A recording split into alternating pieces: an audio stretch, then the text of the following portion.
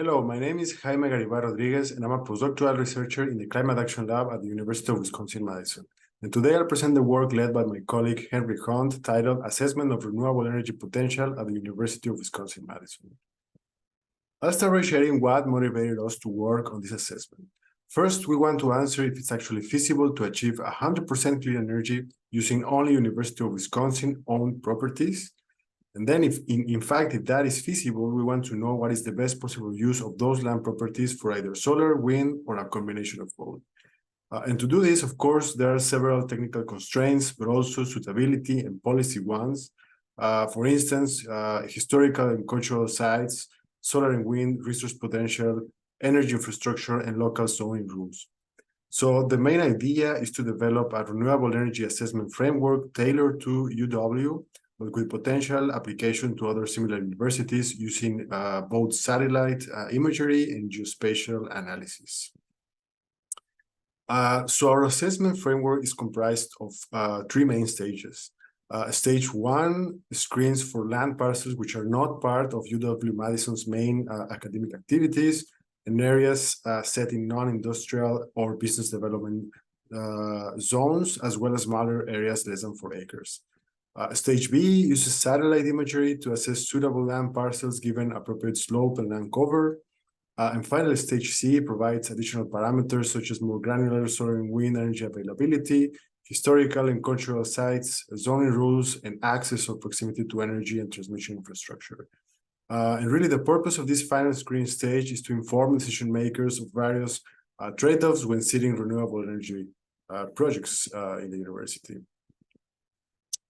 And this is just an illustration of the process we did for screen B, where we used a spatial resolution of 0.15 acres, and all parcels above 6 degrees of slope are filtered out of the analysis with widely used methods such as a digital elevation model and a hill shade map.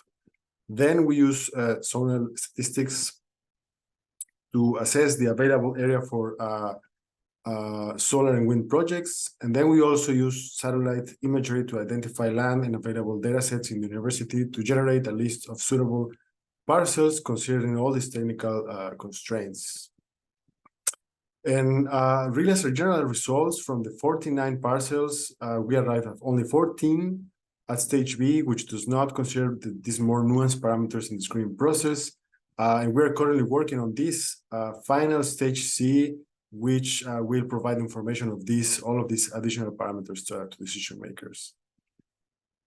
And as an illustrative example of this outcome in the screening process, the 14 land parcels amount to 5,300 acres. However, to reach 100% clean electricity using only solar energy, we assess that 6 out of these 14 parcels would be needed, which is about 1,200 acres with a combined capacity of 225 megawatts.